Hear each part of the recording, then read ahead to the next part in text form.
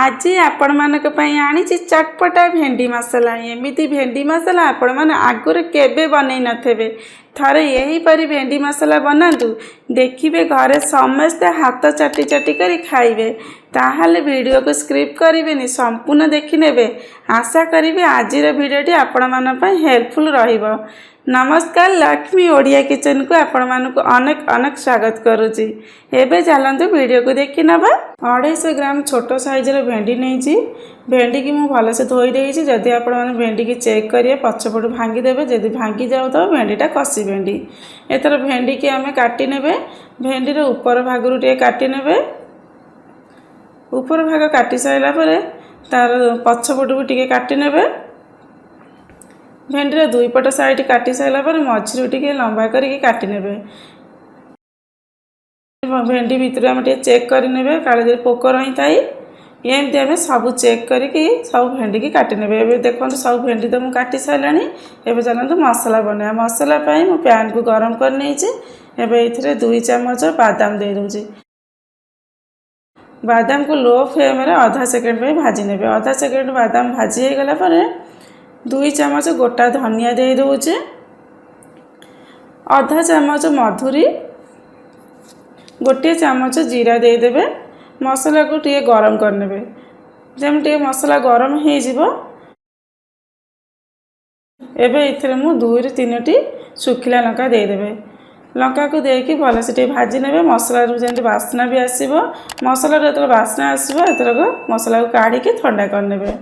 एबे देखंतु मसला को मु ठंडा कर नै जे। एबे ग्राइंडिंग जार को दे दोची। मसला दे साइला परे गांठिया दे दोची। एबे आकु हमें भलसे पाउडर बनै नेबे। एबे देखंतु मसलार पाउडर बनी गलानी। हमें मसला को टे चटपटा करिया पई अल्प टिके हळदी गुंड, अल्प टिके लूण दे देबे। आ चाट मसला इथिरे गोटे चम्मच दे देबे। बहुत बड़ा टेस्ट भी रहिबो। एबे मसला को भलसे गोळै नेबे। मसला को भलसे मिसी गला परे एबे इथिरे हल्का पानी देके गोळैबे। बेसी पानी देबेनी, हल्का पानी देके भलसे गोळै नेबे। जेमिति हमको स्टफिंग देला बेलू किसी असुविधा हेनी। एबे तो आमर मसलाटा रेडी हो गलानी। एबे चलते स्टफिंग भरी नेबे। भेंडी भितर एतर भेंडी की यहीपरि आम ये मसला को आनिक स्टफिंग भरी नेबे। आपण भेंडी मसला तो बहुत बार बनै खाइथे। थरे एमिति बनैकी करी खाते देखिए आपण मानक बार बार भी बनैकी खाइबा को इच्छा हे। एमती आम सब भेंडी भितर एमती मसला को भरी नेबे। एबे देखंतु मु सब भेंडी भितर मसला भरी नहीं। एबे चलते मसला बनैबा। मसला पर मु पैन को गरम कर नहीं। पैन दिहरे 3 ରୁ 4 चम्मच रिफाइन तेल दे देबे। तेल को टे गरम करने। आ गोटे पियाज को मुझे बाटिकी रखी बटा पियाज को दे दूची। पियाज को आम जेपर्यंत पियाजर कलर चेंज हवा पर्यंत आम भाजी नेबे। देखो पियाजर आम टे पिंक कलर हो आसला। पियाजटा आमर भाजी हो गलानी। एबे इथरे मु 2टी टमाटर को बाटिकी रखी। टमाटर बटा मुझे दे दूची। टमाटर बटा दे साइला परे स्वाद अनुसार लूण दे देबे। कारण टमाटर भी पानी भी छाड़ी आसीबो। टमाटर तो पानी भी छाड़ी आस से किसी सुखिला पाउडर भी दे पारे। मुझे ये देखो टमाटर पानी छाड़ी आसले। मुझे हळदी गुंड आधा चम्मच, काश्मीरी लंका गुंड मुझे 1.5 चम्मच दे दूची।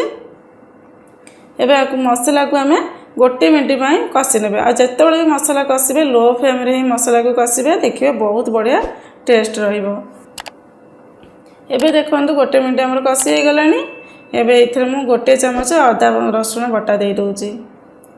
अदा रसुण बटा देकी मसला को भलसे गोळै नेबे। गोटे मिनट कषि नेबे। गोटे मिनट मसला को कषि साइला पर अल्प पानी दे दे। पानी देकी मसला को गोळै नेबे। मसला को गोळै साइला पर एबे इथरे मु धनिया पाउडर गोटे चम्मच, मीट पाउडर गोटे चम्मच दे देबे। मसला को भलसे गोळै देबे। गोळैकी लो फ्लेम रे 2 ରୁ 3 मिनट घोरै देबे। कारण मसलाटा भी सीझी भी जीव, तेल भी छाड़ी आसो। एबे चलते आ गोटे बेटर बनैबा। बेटर पर गोटे बाउल देहरे मु 2 चम्मच बेसन दे दूची। बेसन दे साइला पर अल्प टिके लूण भी दे देबे। अल्प पानी देके बेटरटा को रेडी करिवे। बेसी पानी देबेनी कारण बेटर न पानिया हो जिवो। देखो यहीपरि आम बेटरटा रेडी करने। एबे पैन को गरम कर नहीं पैन धीरे रिफाइन तेल दे दूँगी। तेल को आम बेसी गरम करें नॉर्मल गरम रखिए।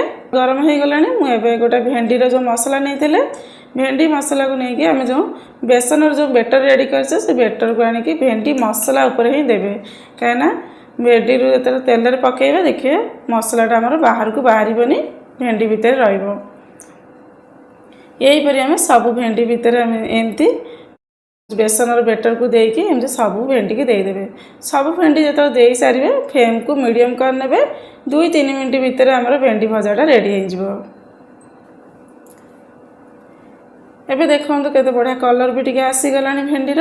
एबे देखो भेंडी भितर आम देखो जमार मसला भी टिके बाहरनी एमती आमर मसला रहिबो आ बहुत टेस्टी भी रहिबो। एथर भेंडी की सब काढ़ी नौची।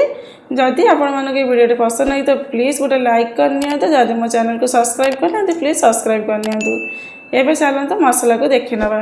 देखो मसला केते बढ़िया आगे बास्ना भी आसलानी मसलार भी तेल भी छाड़ी आसलानी। मुझे आधा ग्लास पानी दे दूची। अल्प टिके चीनी देदेवे कहीं खट्टा मीठा टेस्ट रखिए। देखो ग्रेवी तो फुटी आसला तो फ्लेम को लो करके जो भेंडी की आम भाजिकी रखी थे भेंडी भजा को देदेवे। भेंडी भजा दे सारापर लो फ्लेम 2-3 मिनट घोरई देवे। 2-3 मिनट आमर हो गला एथर रेडी होगला आमर भेंडी मसला।